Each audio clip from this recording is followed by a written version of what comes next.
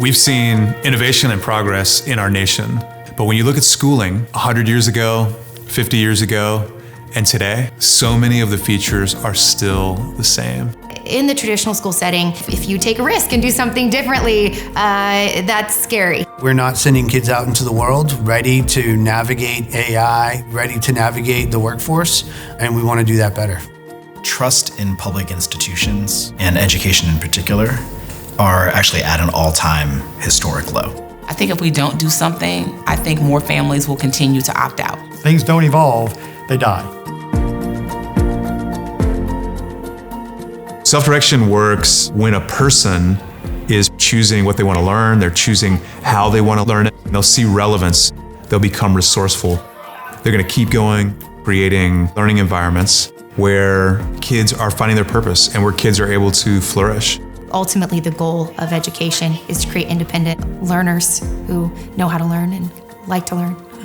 The goal is to really develop their specific internal motivation. A self-directed model, it feels very different, and it's very empowering and very exciting.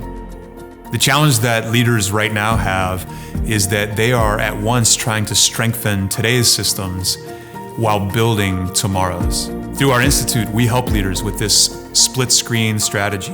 It can come in a whole spectrum. In a public school context, charter school, a traditional private school, I think a self-directed model can still transform those environments for the better. We try and meet partners where they're at, both online and in person. Educators will take these ideas and bring them to life in their environment.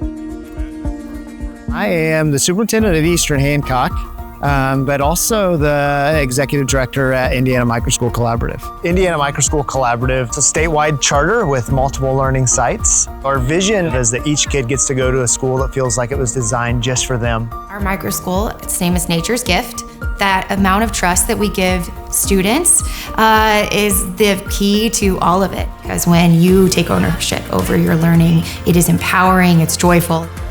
It is unique in that it is a public microschool collaborating with a local district. Parents have a lot of voice and choice. Actually, 2/3 of our students came from a homeschool setting. Self-directed environment, there's a lot of trust that can be given to the learner because they're so capable. And when you give trust to that learner, it actually makes the job more delightful, more purposeful, more beautiful, more right-sized.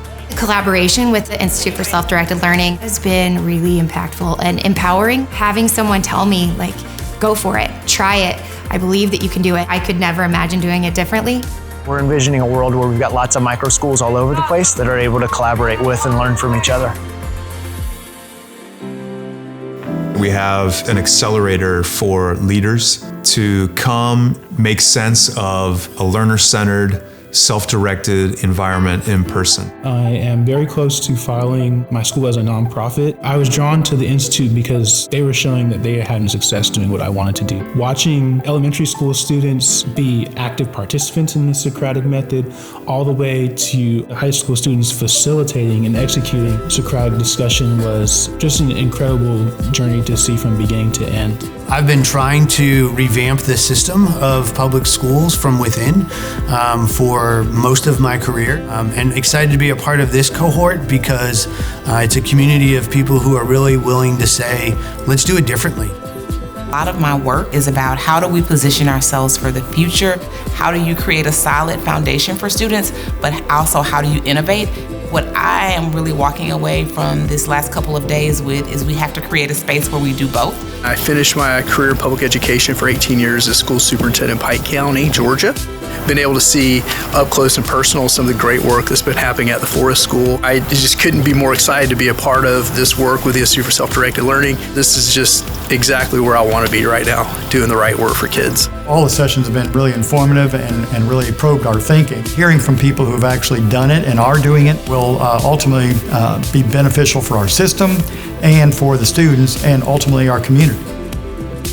We have 2 lab schools where we're actively practicing self-directed learning mindsets and strategies with a diverse set of learners. So it was an unusual method, but they were all kind of in like a Discord call with each other. Another great thing about our institute is we have what we call agents. But for our school, there's a model that I really like, which is there's sort of three things that are happening at the same time to impact education. On the ground, we are running a school and we're guiding learner. The second is research. The institute is releasing research, they're sharing it with us, they're sharing it nationally, internationally, in fact. The third piece is consulting.